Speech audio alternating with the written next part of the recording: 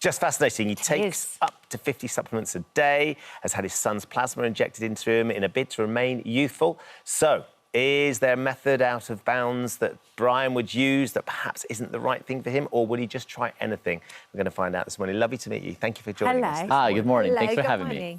It's an extraordinary thing that you're trying to achieve, and a little bit overwhelming at times as well, Bryan. What made you want to start on this journey?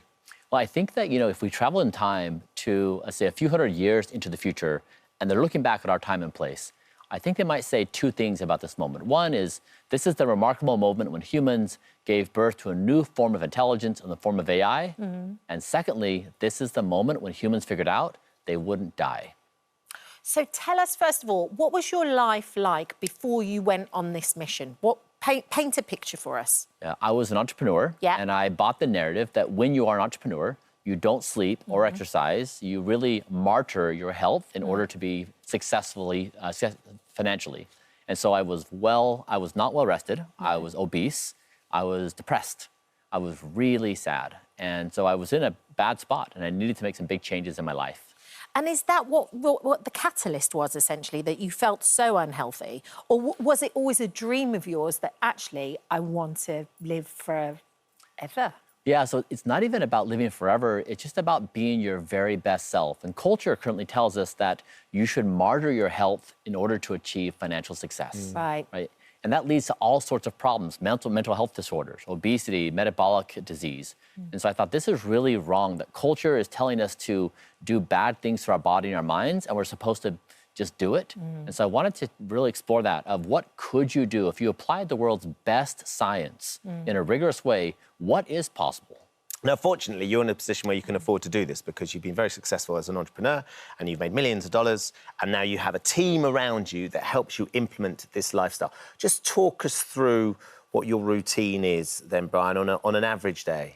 Yeah, so first I should probably prime and say, because what I'm going to say is probably pretty alarming to a lot of people, but I do spend 5 hours every day going through my longevity protocol. It begins at 4:30 in the morning, where I do a series of, I get light in my eyes, I take my temperature, I do an hour of exercise, I do 20 minutes of sauna, I do 90 minutes of hyperbaric oxygen therapy, and 6 minutes of red and near light. And then I have a lot of vegetables, berries, nuts, seeds, extra virgin olive oil. I have become the most measured person in human history. And so we do this entire process, but a lot of people get confused. I am a professional rejuvenation athlete. So it's like, take your favorite athlete and look at their training protocol. I'm doing something similar, but for anti-aging. Do you ever go, I just can't be bothered today. I just want a cup of tea and I want to put my feet up? Actually, I don't feel as good when I do that. I really enjoy what I do on a daily basis. It makes me very happy. So do you feel like it's become addictive as well? It feels like the more you're doing, the more you're experiencing, the more you're seeing the difference, the more you want it? I feel like I found a passion, a hobby, a pursuit. I love it. I love the process of training. I love measurement. I love learning the science and then feeding them back in. I love when we find insights that I can take to other people and say, here, let me take this really complicated thing and make it really simple for you. Because I know that people don't have the time or the money that I do. So we try to take these things and make it really easy for people to do, that are free and that everybody can do on a daily basis.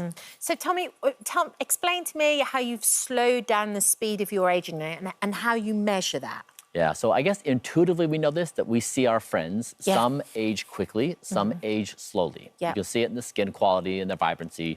So, do you feel like he's looking at you and going, what age are you? How old are you? 47. 47. Goodness me. Shall we make him guess our ages? How old? Yeah, that's an interesting question. I mean, if you were to look at us, how old do you think we might be? So it's a really tricky question because you can be chronologically, I'm 47, but biologically, I'm hundreds of different ages. My left ear is 64. I have hearing damage from shooting guns as a kid and listening to loud music. But my heart, is like in my mid-30s. My diaphragm is 18.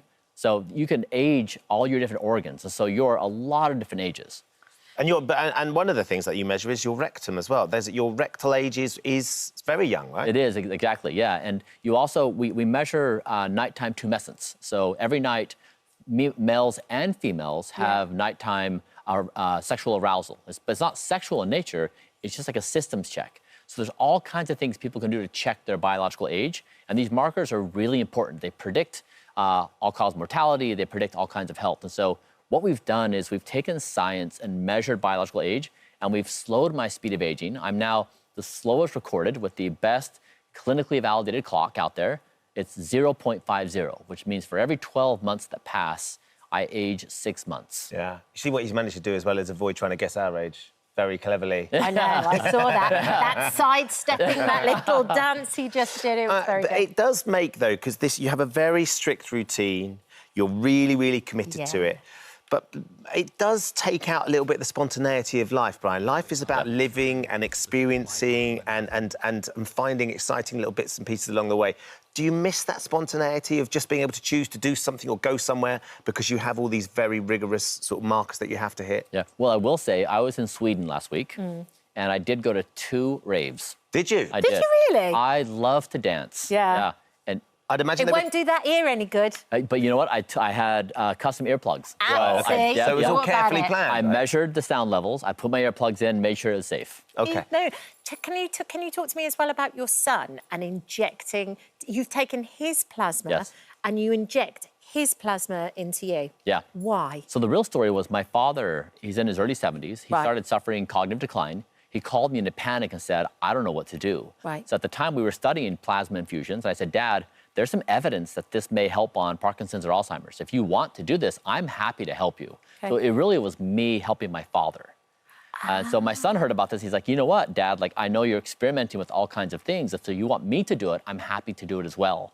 And so he said, why don't we just do a tri-generational exploration? So, but the press picked up that it was me getting it from my son. It was really about me and my father and trying to help him with his cognitive decline. And I'll note that he saw a reduction in his speed of aging by the equivalent of 25 years. So it dramatically improved his health. Make a difference. We'll have viewers sitting at home watching this morning thinking, well, look, we don't have the resources to be able to do all the things that you're trying to do, but you are trying to share things people can do for free, think that you have experienced. What would you say would be the one thing that they could make a change to their life which would slow their aging or help in some way? Yeah, the good news is I have something really practical that everybody can do that is really powerful. So before you go to bed tonight, lay down on the pillow, take a few deep breaths, calm yourself down, and then measure your resting heart rate. So put your fingers on the pulse, measure your heart rate for 6 seconds, and then multiply that by 10. That's your baseline resting heart rate. Let's just say tonight it's 60 beats per minute. Your goal now is to get that as low as possible.